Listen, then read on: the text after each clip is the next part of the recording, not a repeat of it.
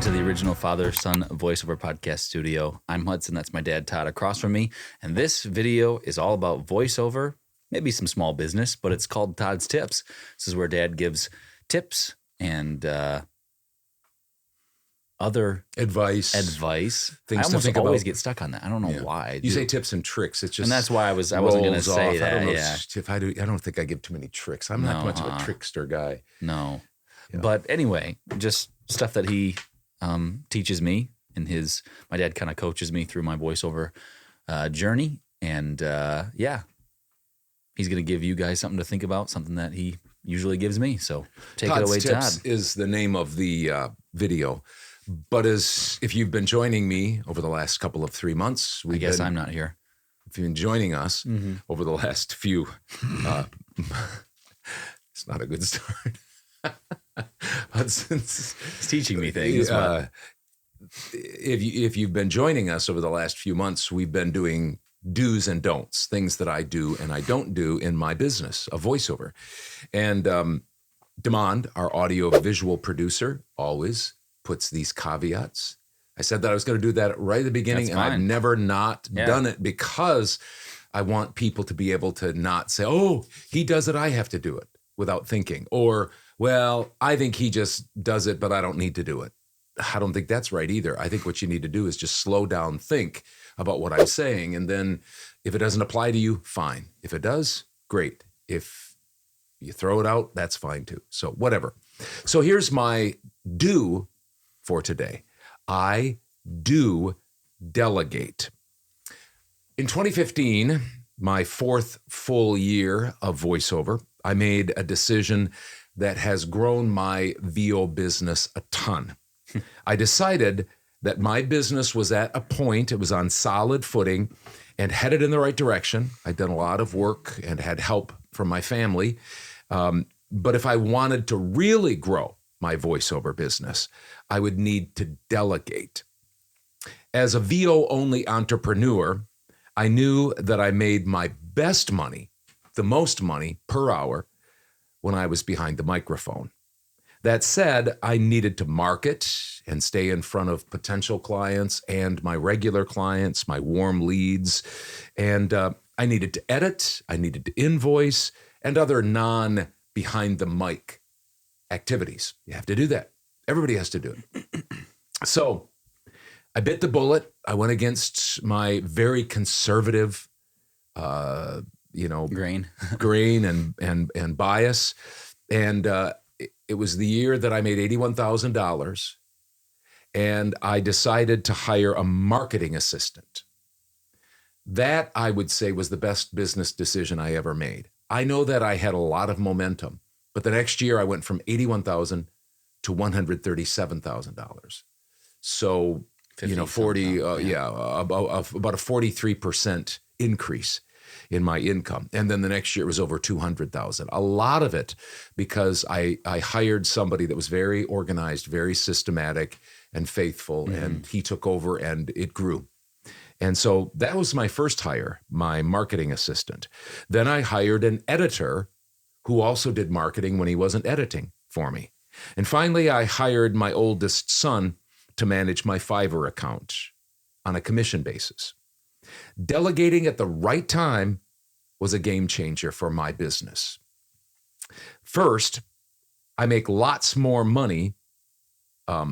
I spend more, obviously, because I have employees, but it's worth it. I make a lot of money because I've stayed behind the microphone so much, and I probably average between $300 to $500 an hour. So I only work a few hours a day, and still I'm able to make over $1,000 a day.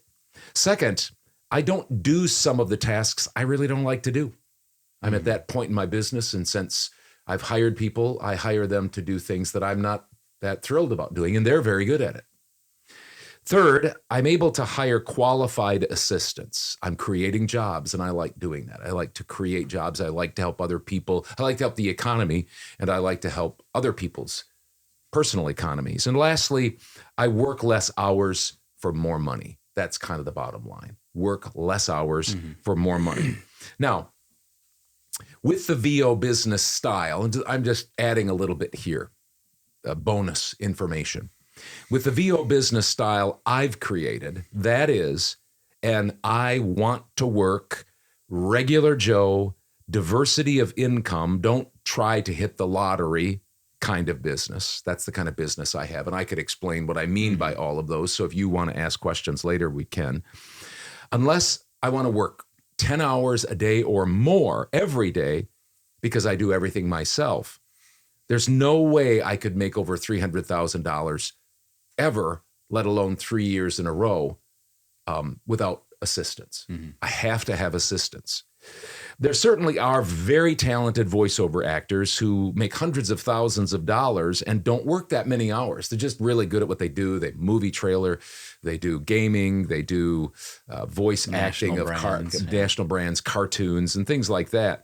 So when they do work, they make lots of money, lots more per hour than I make. But that's not me. I'm a plodder. I'm a work a day, every day type guy, and I need and want to have assistance to help me make money. That's my business model. So, case in point, be careful. Just some advice. Be careful, delegating isn't for everyone. Management of myself and others is a strong point of mine. I've done it for many, many years. It's maybe my biggest strong point, but it's not other people's.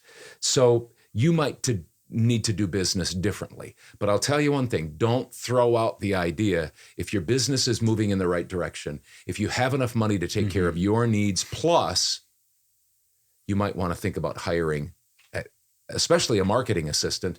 And that, of course, we're not going to give a commercial, but that's what our other business, VO Marketing Pro, does. It acts as your marketing assistant, and you can find out more about that if you'd like to, if you don't know anything about that. But that was a lot. So maybe you have questions, but the point being is I do delegate. I think the biggest thing you mentioned, and I was going to ask you about it, but you said at the end, was making sure you can sustain somebody else, whether they're doing invoicing for you or marketing, stuff like that they can, or editing, that you're making enough that you can sustain them, because you'll find out pretty quick, hey, I made $50,000. I'm going to hire an editor or a marketer. And it's like, oh, well, I just made 50 again and I had to pay them X amount of dollars.